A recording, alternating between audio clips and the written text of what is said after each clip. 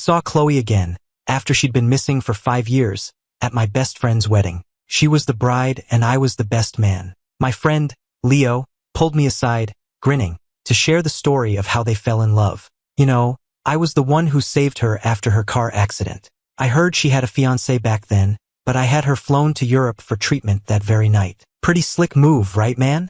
Leo was still chattering on excitedly, but I couldn't hear a word over the deafening roar in my ears. 5 years, nearly 2,000 days and nights, the person I loved most had been hidden away by my best friend for the entire time. I doubled over, gasping for breath, my entire body shaking uncontrollably. Seeing how pale I was, Leo quickly helped me into the dressing room. He asked cautiously, "Ethan, what's wrong? Is your depression acting up again?" For the past 5 years, I had searched for Chloe everywhere, questioning countless people, posting missing person flyers, and even buying trending spots on social media. Even her family had given up, but I was the only one who kept searching relentlessly. On countless nights, I stood on the edge of the road, tempted to end the despair that was consuming me. But now it all felt like a cruel joke. Staring at the network of faded and fresh scars on my right wrist, my eyes burned, and my heart felt like it was being ripped to shreds. Leo sighed. "You're thinking about your fiancée again, aren't you? Stop looking. It's been so long. She could be dead for all we know. I'll set something up soon. Have Chloe's best friends introduce you to someone." Just as he finished speaking, Chloe walked in, radiant in a white wedding gown, her figure as stunning and graceful as it was 5 years ago. Our eyes met, but she just gave me a flat, indifferent glance before walking over to adjust Leo's bow tie. Her bridesmaids followed her, the same group of friends from before, most of whom I recognized. When they saw me, their expressions were a mixture of pity and unspoken words. A moment ago, I could have told myself she had amnesia and didn't remember me, but the presence of her friends confirmed it. She hadn't forgotten. She remembered everything. She just didn't love me anymore. Leo quickly said, "Honey, tell your friends to stick around tonight. We're going to have a great time." He then shot me a meaningful look. Chloe gave a casual nod, not deigning to look at me again. It was as if we were complete strangers. I slowly closed my eyes, my heart feeling as if it had been brutally squeezed, then ripped out and thrown into a fire. I had never felt such agony. I desperately needed an outlet for the madness clawing at me from the inside. I shot up and ran to the restroom, slamming my head against the wall. With a sickening thud, blood immediately started to trickle down my forehead. My body swayed, my vision blurred, and I slid down the wall, a searing pain shooting through my core. I repeatedly banged the back of my head against the wall, as if the physical pain was the only thing that could offer a moment's release. It hurt so much, it just hurt so much. I curled into a ball as a tight, crushing pain seized my chest. Then, I let out a soft, broken laugh. "Chloe, so you really don't want me anymore." By the time I came out of the restroom, the ceremony had already begun. Leo, understanding I wasn't in a good state, had found someone else to take my place. I stood in the back, watching Leo on the altar, his face beaming as he said, "I do." As Chloe solemnly placed the ring on his finger, a bitter wave of jealousy washed over me. I wanted to rush up there and stop them, to scream at Leo and ask him why he stole my fiancée. Why did he hide her away? Why did he let me search for 5 agonizing years? And I wanted to demand why Chloe was pretending not to know me. Why didn't she come to me when she returned? Why was everyone keeping this from me? I wanted to destroy this wedding, but I didn't. I just sat in the corner, and after they exchanged their vows, I was the first to start clapping. I clapped so loudly that people around me turned to stare. I didn't care. I just held her gaze when she finally looked my way. As our eyes locked, a sharp sting hit my nose, and the tears I'd been fighting back finally fell. Chloe's brow twitched almost imperceptibly before she coolly looked away, her dark, deep eyes completely devoid of emotion. I dug my nails into my palms. I thought I was going to lose my mind. I pulled out my phone and typed out a message to her. "Chloe, I can't wish you a happy marriage. I curse you. I hope you never get anything you want for the rest of your life." A second later, I laughed at my own stupidity. The man she loved had already married her. My curse was meaningless. I left before the reception ended and went straight home. If I stayed any longer, I was afraid I would snap. 3 years ago, when all leads on Chloe went cold again, I tried to kill myself. Unfortunately, I failed. My neighbor found me and got me to the hospital. When I woke up, Chloe's mother, Mrs. Miller, was holding my hand, her eyes filled with tears, begging me to live on, for her sake. but a world without Chloe was just too painful. We met when we were 6, started dating in high school, and right after college graduation, we had an appointment at the courthouse to get our marriage license. But she got into a car accident on her way there, and then she vanished. I made endless trips to the police station and questioned every single person at the accident scene. No one saw anything. Now she was back, but she no longer loved me. I drifted into a heavy sleep and checked my phone the moment I woke up. There were missed calls from Leo and a comforting text from Mrs. Miller, and one stark reply from Chloe. It was a single, cold word. Piss off. I laughed bitterly. My years of devotion, which I thought meant something, were just a joke to her. I completely shut myself away, and the insomnia returned, night after night. My hair started falling out in clumps. I didn't leave my apartment for 10 days, and the weight just melted off me. My already lean frame became skeletal. It went on until Leo, unable to reach me, showed up at my door with Chloe in tow. I hadn't showered in 10 days and I knew I smelled. But Leo didn't seem to care. He rushed in, hugged me, and tried to drag me towards the hospital. I knew what he was afraid of. I pulled my arm away, my expression blank. "I'm fine, thanks," I said, my voice polite but distant. I didn't know how to face Leo, whether with resentment or acceptance. I couldn't do either, so my instinct was to push him away. He brushed off my sudden coldness, chalking it up to a bad mood. Leo let out a huge sigh of relief. "Can you please answer your phone from now on? It's not just a paperweight, you know? I was worried sick about you. Starting today, my wife and I are moving in to stay with you. We'll take care of you until you're back on your feet. No arguments. It's non-negotiable." His expression was serious, his tone firm. He had a bright, warm, and infectious personality that was hard to dislike. So it was no wonder Chloe had fallen for him. I glanced at the figure standing behind him. Chloe's gaze was glacial, her eyes narrowing as if she were looking at a complete stranger. Even though she was cold as ice, even though she felt a million miles away, I still craved any trace of warmth from her, even if it wasn't meant for me. Just to be able to see her, for one more day, one more minute, even one more second. I don't know if I was giving in to Leo's concern or to my own selfish desires. I let them move in. This apartment was supposed to be our home, Chloe's and mine, after we got married. After she disappeared, I had decorated it exactly to her tastes, arranging the furniture just the way she would have liked. Leo's eyes widened. "Wow, Ethan, your taste is unique. Why is everything so dark? It's all black and gray. It feels really oppressive. There's no color at all, just black and gray." "Because my world had lost all its light," I said quietly. "Because my fiancé liked it this way." Leo said disapprovingly, "You should have your own opinions too, man. Why let her decide everything? For our place, my wife let me handle the decor. Super cozy. I even have her wearing pink pajamas every day." I looked down, a memory surfacing. When we first moved in together, I had a thing for pink. I bought pink sheets, pink cups, pink toothbrushes, pink everything. I even bought her pink pajamas, but she never wore them. Same with the sheets. She made me sleep on the floor rather than sleep in the pink bed. I eventually had to change them, and only then would she get back in bed. I stiffened, and in a masochistic way I had to ask, "Really? Does she make you sleep on the floor?" Leo scoffed, glancing sideways at Chloe. "She wouldn't dare. Now she even wears the pink cartoon pajamas I bought for her."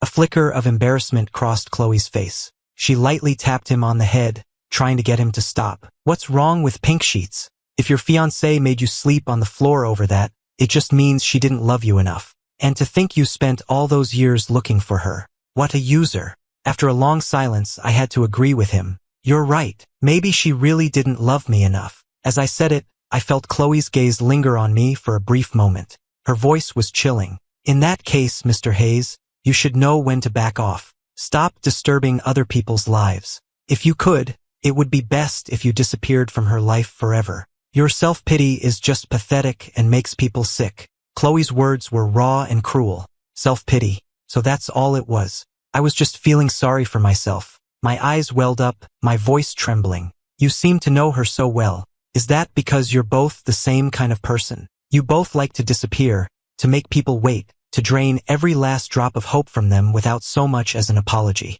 And then you have the nerve to call it self-pity. All I wanted was an explanation. Do my 5 years just get brushed aside like they were nothing?" Chloe's face hardened, her own temper flaring. "No one made you wait. Love and hate are choices. You chose to wait, so you alone should bear the consequences, shouldn't you? Or do you think that just because you waited 5 years, she owes you her gratitude and should marry you?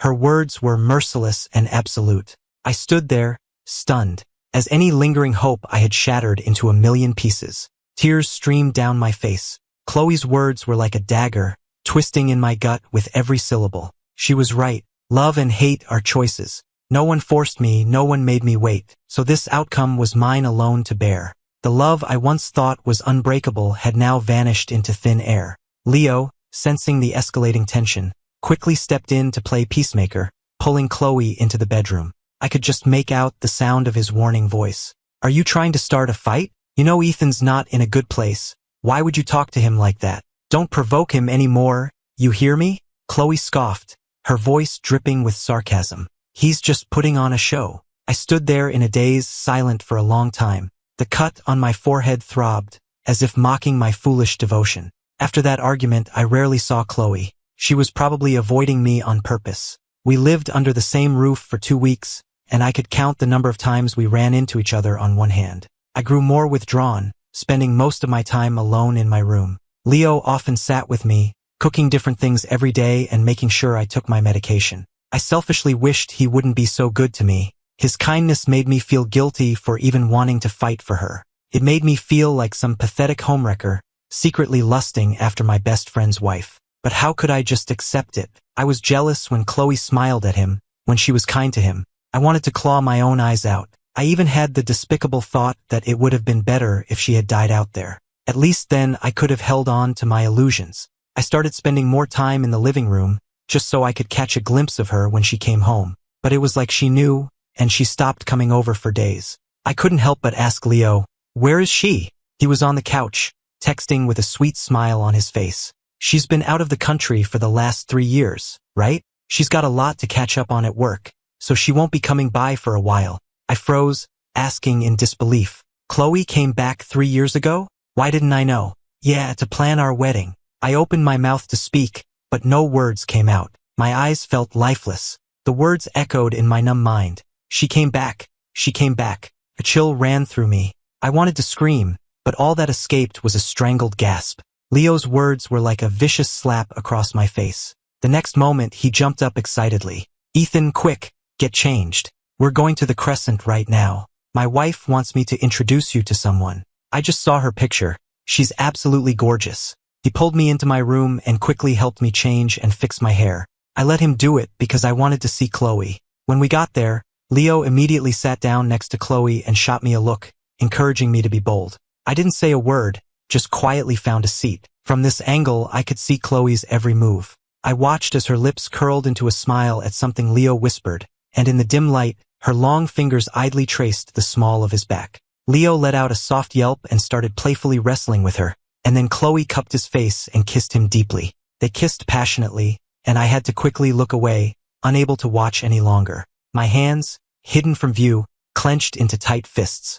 I lowered my head as a sob escaped my lips, and the tears started to flow. It felt like my last line of defense had finally crumbled. Chloe was the one who had abruptly walked away from our relationship, but I was the one left trapped inside its ruins. I felt a sudden pang of relief that the lights were dim, so no one could see my humiliation. I turned to look away and my eyes unexpectedly met a pair of amused ones. Maya Vance was smiling, her voice a lazy, playful drawl. "Well, hello there, neighbor. The one who likes to play with razors in the bathtub." My eye twitched. She was the one who had broken down my door 3 years ago, gotten me to the hospital, and then stayed by my side for a week. But her words were always laced with sarcasm, which had always dampened my gratitude. Since then, we'd never spoken, not even when we ran into each other in the elevator.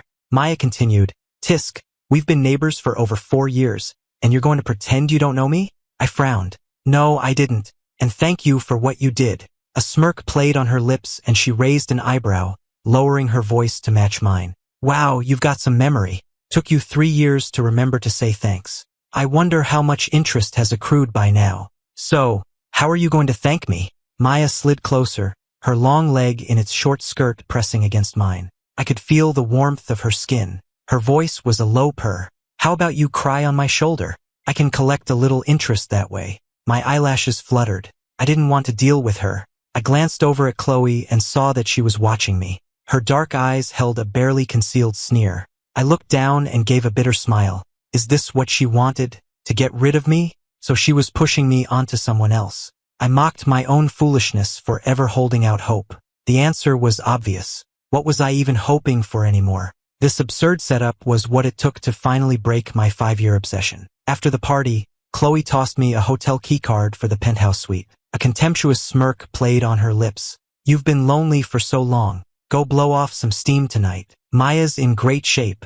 I'm sure she'll satisfy you. She leaned in close, her voice dropping to a low whisper. But I wonder, does she know how to touch you? I stared at her, holding her gaze for a long time. Chloe, I give up. If this is what you want, then fine. I took the keycard, went up to the penthouse and let myself into Maya's room. She was leaning against the headboard, eyeing me. So she's the one you've been looking for 5 years? I was a little surprised, but then again I wasn't. Everyone in our social circle knew I'd been searching for Chloe for 5 years. It wasn't strange that Maya had heard about it. Yeah, Maya irritably stubbed out her cigarette. So she's the reason you're such a wreck. I frowned. What's wrong with how I look? You walk around with a long face.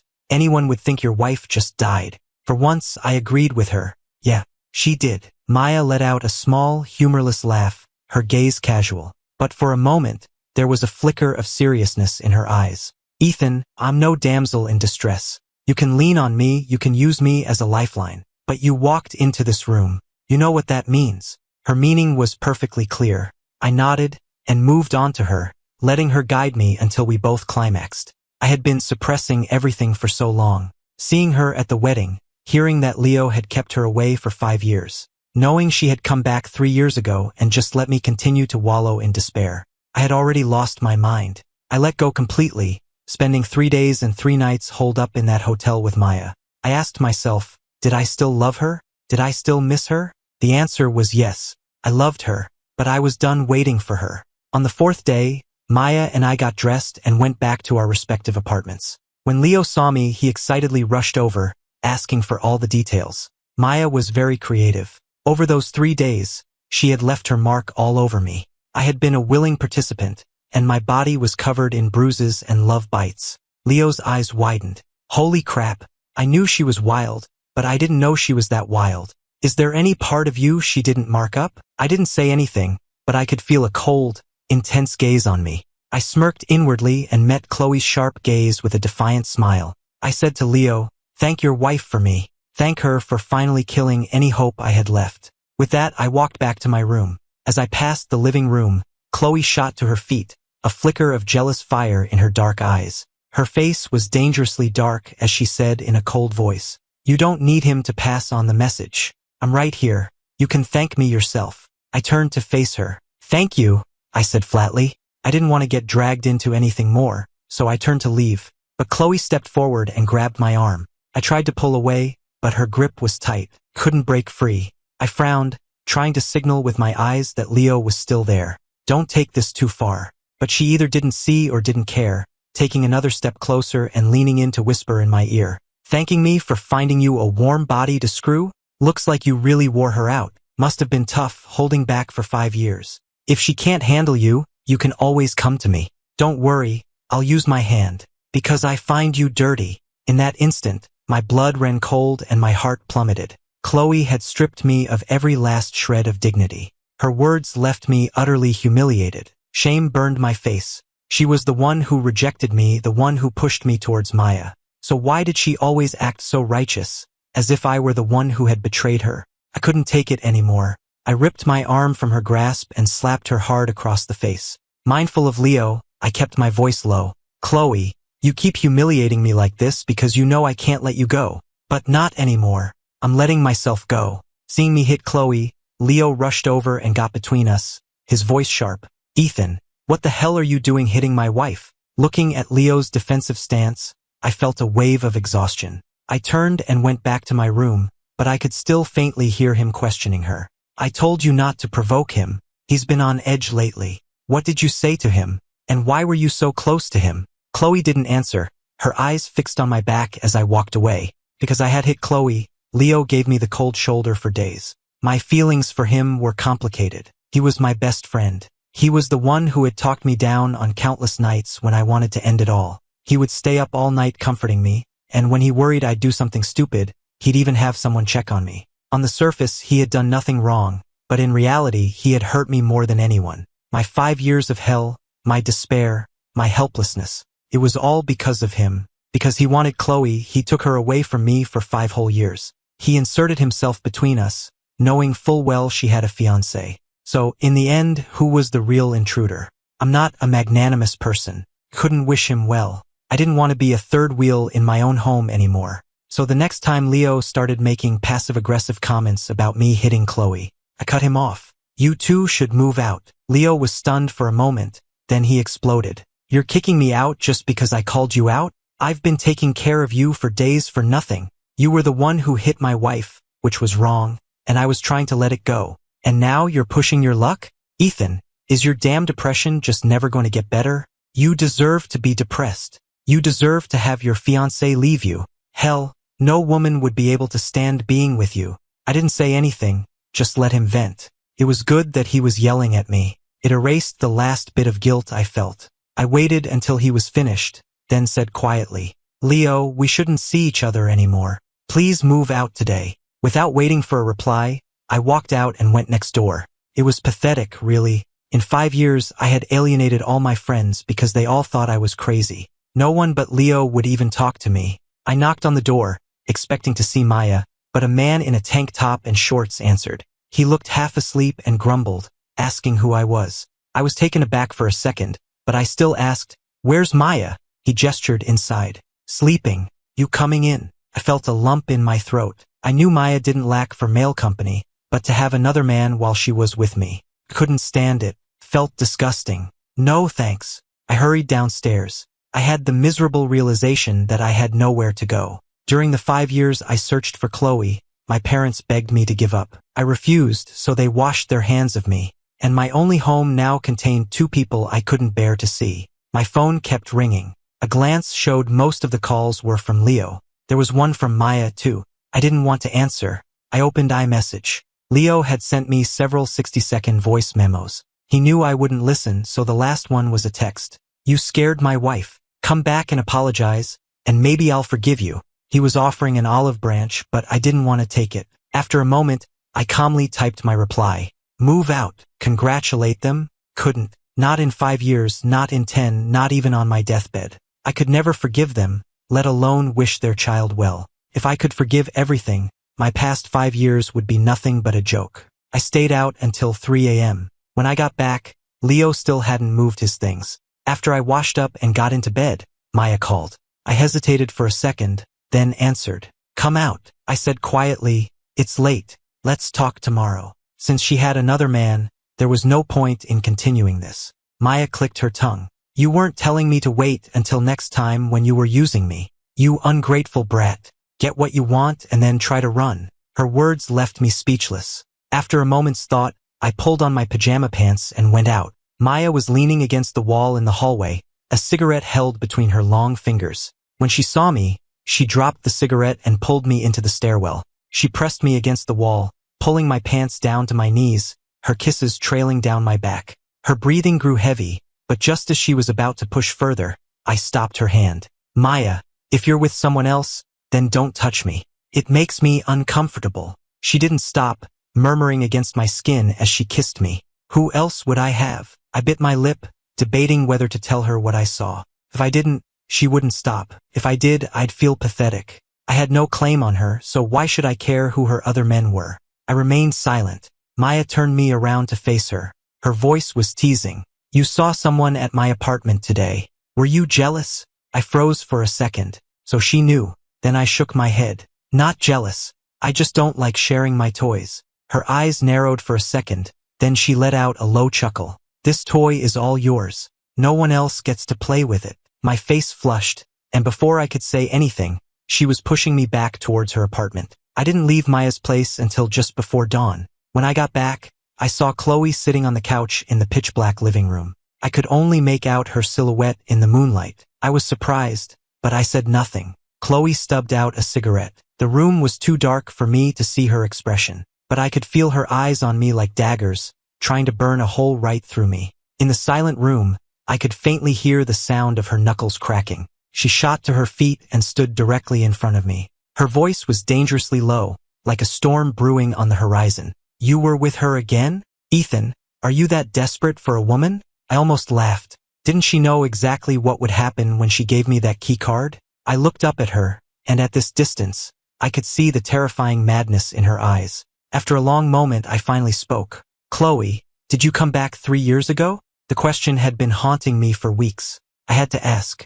I wouldn't be able to rest until I knew. She ignored my question, her voice a low snarl. "I asked if you were with her again. Are you that desperate? Would it kill you to go without a woman? Don't you understand? Just because I married Leo doesn't mean I stopped loving you. If you wanted someone, you could have come to me. I would have taken care of you. Why do you keep going to Maya?" With that, she shoved me down onto the couch and climbed on top of me. My eyes widened, but before I could say a word, her mouth was on mine in a bruising kiss. I tried to push her off, but Chloe grabbed my side, digging her fingers in so hard that my toes curled in pain. She kissed me desperately, but I kept my lips sealed, refusing to let her in. She was insane. Leo was asleep in the next room. If he opened his door, he would see this. And Chloe didn't seem to care in the slightest. For a split second, I hesitated. The years of pain I'd suppressed made me want revenge, a dark thrill at the thought of it. The suffering I had endured, shouldn't he experience it too? Wouldn't that be fair? But a second later, I pushed the thought away. Leo couldn't become the next me. I managed to turn my head, and just as I was about to speak, the living room light flicked on. I turned my head and saw Leo standing silently in the bedroom doorway. I had no idea how long he'd been watching. The air was thick with a dead silence. Chloe silently got up, wiped her mouth with the back of her hand, and a small smile played on her lips, as if she didn't have a care in the world. "What woke you up?" Leo's gaze, sharp as a poisoned dart, landed on me, then shifted to Chloe. He sneered. "Did I wake up at a bad time? Did I interrupt something?" He turned his head to glare at me. "You bastard. Haven't I been good to you? And you dare to touch my wife? I was so worried about you. I brought my brand new wife here to take care of you, and this is how you repay me? I knew this day would come, but I never imagined it would happen like this." I have to admit, while I wasn't happy about it, I didn't feel particularly sorry either. I stood up, my expression calm. "I never stole your woman. You stole mine." My denial only made him angrier. Leo stormed over to me and slapped me hard across the face. "Do you think I'm blind? If you hadn't seduced her, she wouldn't have been all over you. Your fiancée is gone. If you're that lonely, go hire a prostitute. Wandering around in your pajamas in the middle of the night. You think I don't know what you were hoping for?" He had put all his strength into that slap, and my left cheek stung. I tasted blood in my mouth. I looked at him, my hand raised to retaliate, but I let it fall. I'd consider that slap payment for all the help he'd given me over the past 5 years. I glanced over at Chloe with a mocking expression. "Aren't you going to comfort your husband?" She glanced at me, then at Leo, her expression unreadable, and said quietly, "Let's go home. I'll explain." Leo's face was grim. What explanation could possibly make me forgive this double betrayal? "You're the woman I love, and he's my best friend. When you were sneaking around behind my back,